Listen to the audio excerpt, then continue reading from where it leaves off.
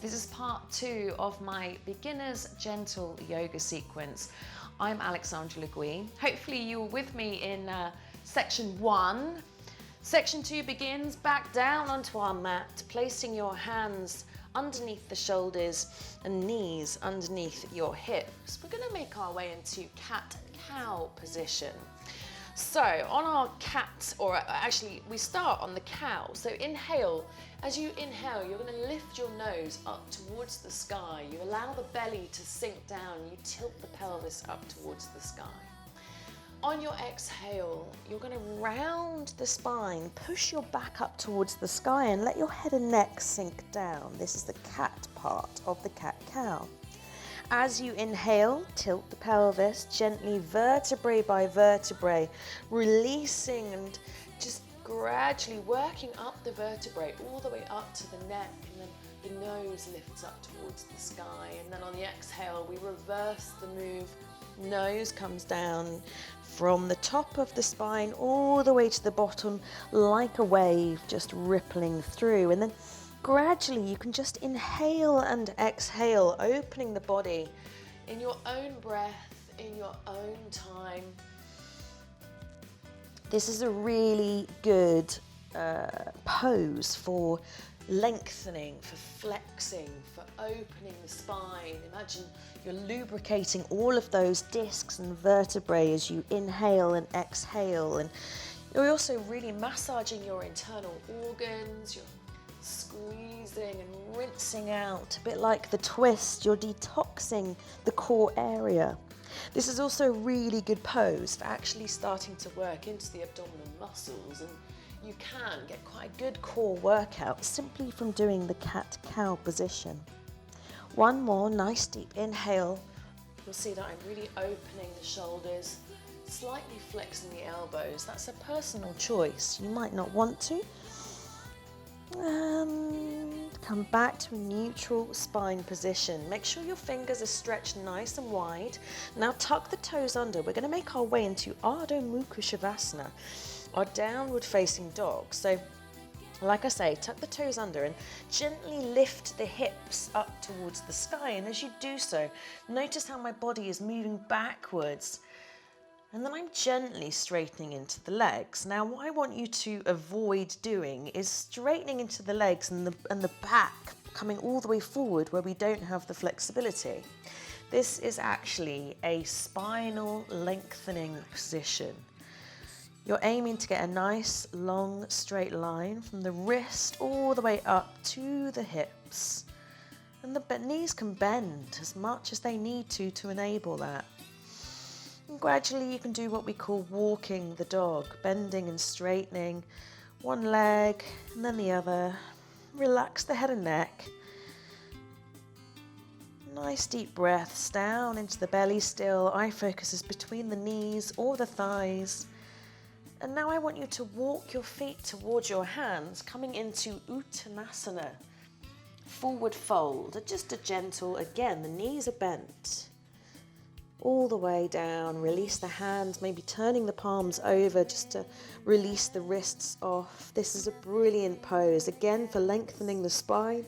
It's great for circulation, and obviously most of you, well, all of us, will be feeling quite a strong stretch down these hamstrings, all the way down the back of the calves as well. Draw the body weight forward into the toes. And now squeeze the core tight and slowly, vertebrae by vertebrae, coming all the way up to standing. Take as long as you need to. And once you're up and standing, lift your shoulders up, back and down. Draw the feet together, coming into mountain pose, TADASANA. Nicely done.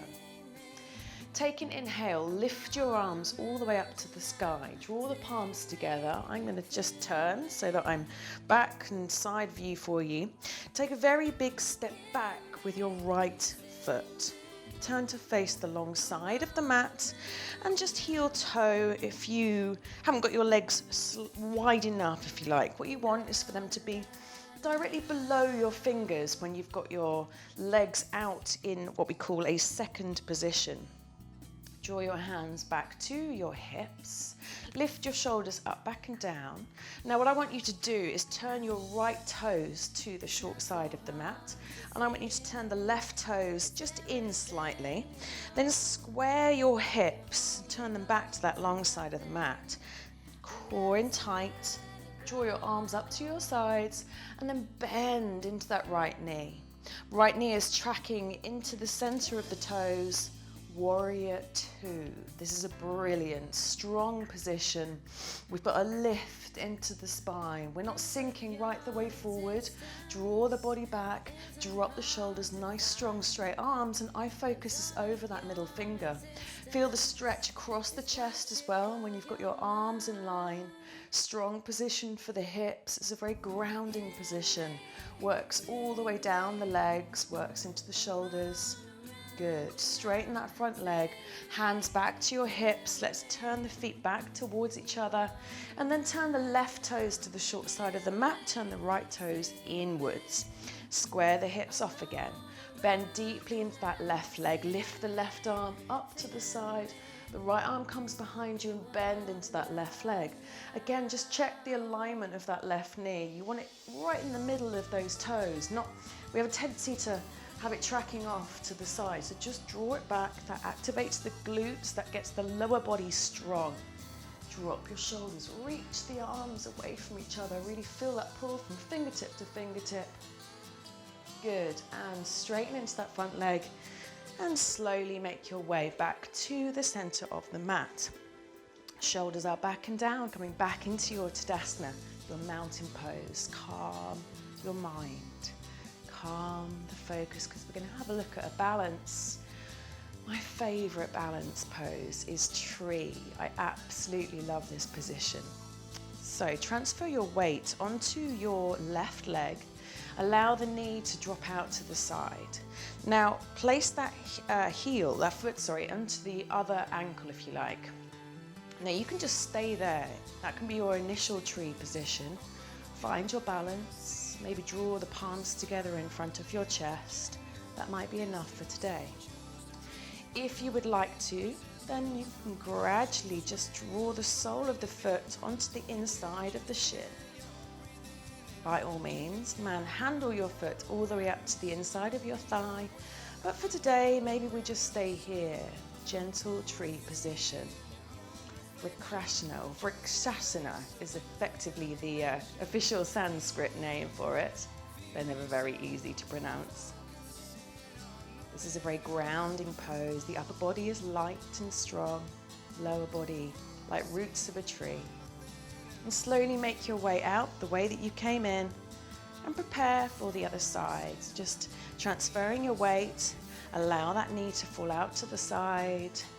Maybe drawing your palms together in front of your chest, squeeze the core, feel that lift, and then gently lifting that foot off, placing it on the inside of the shin. What you don't want to do is place it onto the inside of the knee, because that's potentially going to damage your knee. So just keep it below or above. Good. And slowly making your way out the way that you came in. That was great, Alex.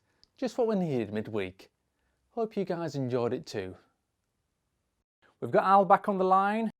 Hola. Hola. So we enjoyed that. We always enjoy a bit of yoga, but I'm going to recap to early on.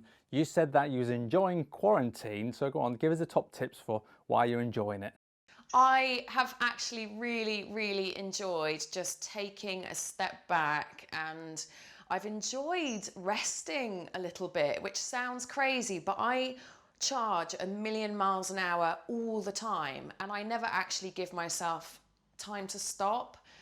And that's been the most beneficial thing for me, is just get some rest. It is. I've said that to a lot of friends, especially if you work for yourself and you're always on it. It's like, don't stress and panic, just press the reset button, isn't it? It's a good chance to not feel guilty, just to sit back and reset, isn't it? Yeah, the pressure, I think, and the pressure actually at the moment has been really high on people, particularly freelancers, like to have their side hustle and get that nailed, and to still be going a million miles an hour. But actually, it's really not a bad thing just to stop and just enjoy It's that. not a bad thing. Like I said, stop, rethink, think out the box. If it's going to be 3 months, it's a big long life. Hopefully, I'm going to live. So it's a good time to just recap and hopefully come back at the other side stronger, isn't it? Yeah, 100%.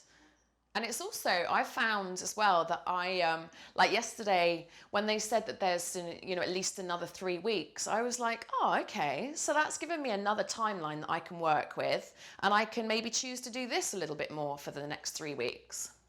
Yeah, it's going to be good if you've got to look back, set yourself a little goal or a challenge to look back in a year's time, a few years' time, think, what did I achieve in the quarantine, isn't it? Rather than we just survived it. Did you achieve anything new? Yeah, I totally agree. And I think that what you want to look at is let's say in 4 months' time, you don't want to regret not doing certain things in this time. Whether it's reading more or, or doing more, it doesn't matter. Sleeping more, just make the most of this time for whatever works best for you and your body. That's it. You can feel guilty about maybe sleeping more if you're used to being on the go, but if that works for you, it works for you, doesn't it? It works for me, Faris. I'm loving sleeping more. Obviously, you're not got any kids, yeah?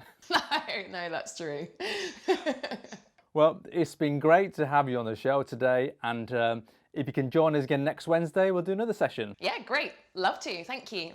Brilliant stuff. Cheers, Al. I've really enjoyed today's show.